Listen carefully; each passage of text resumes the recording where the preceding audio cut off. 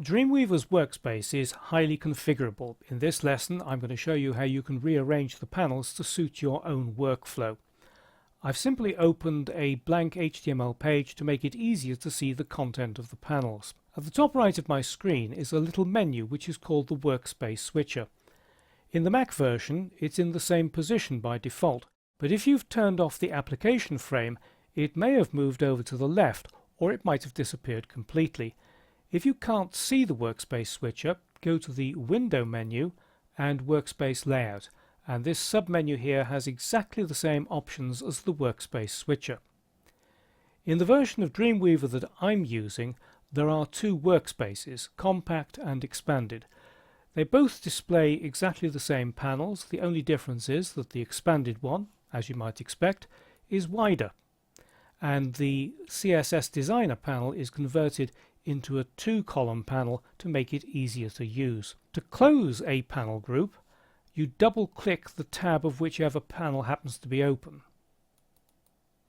And to open, click once. You can resize panel groups both vertically and horizontally by moving your cursor over the edge until it turns into a double-headed arrow and then dragging. But some panels have a maximum or minimum width and height.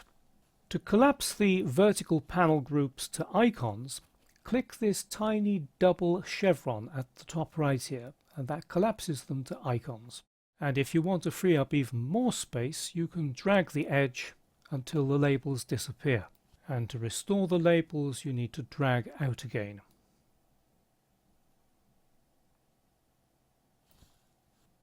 When the panels are in iconic mode, only one panel can be open at a time. So if I select Insert and then Files, the Insert panel closes, the Files panel opens. This time I select CSS Designer, that opens and the others close. As soon as you click back into the document window, the panel disappears. If you want the panels to stay open when you click back into the document window, right-click one of the icons and deselect the Auto Collapse Iconic Panels in the context menu, like that. I now open the Insert panel, click inside the document window, and it remains open. To restore the default behavior, right-click again and select Auto Collapse Iconic Panels, and now it disappears. To expand the panels again, click the double chevron, and it brings them back to the original size. The Insert panel is the most configurable. It's got this little menu at the top left which allows you to switch between different categories. By default, labels are displayed alongside each icon, but you can turn them off by opening that menu and selecting Hide Labels, and turn them back on by Show Labels.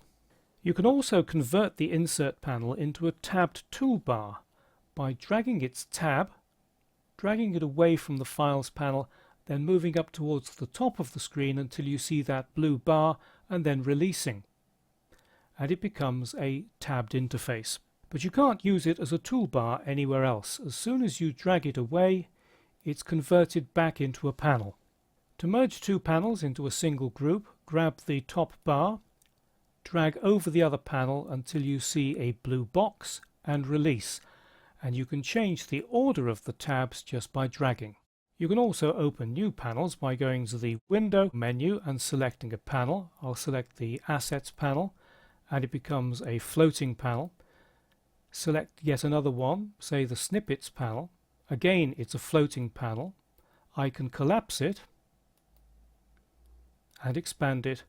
I can also stack the two panels together by moving one underneath the other till I get that blue bar, releasing, and they become a joint pair. And I can then move it to the side till I get a blue bar, and then dock it to the side. Column on the left, the chevrons are on the left, so just click that to collapse to icons and expand. You can also dock vertical columns alongside each other. So if I drag this, move it along here until I get a blue line, there we go, release, they're now together. I can collapse that to icons and then collapse that to icon. So you've got a highly configurable workspace.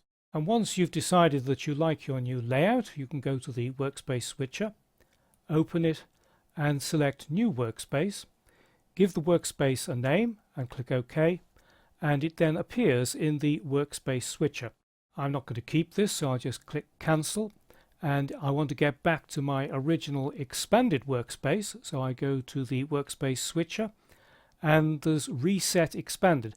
The name that's displayed here is the name of the current workspace, so if you've created a workspace with your own name, it will say reset whatever your name is. But if I click Reset Expanded, I go back to the original expanded workspace layout. So as you've just seen, the Dreamweaver workspace is infinitely configurable. You can resize and regroup panels and make them float or dock them to the side of the screen. You can also turn the Insert panel into a tabbed toolbar.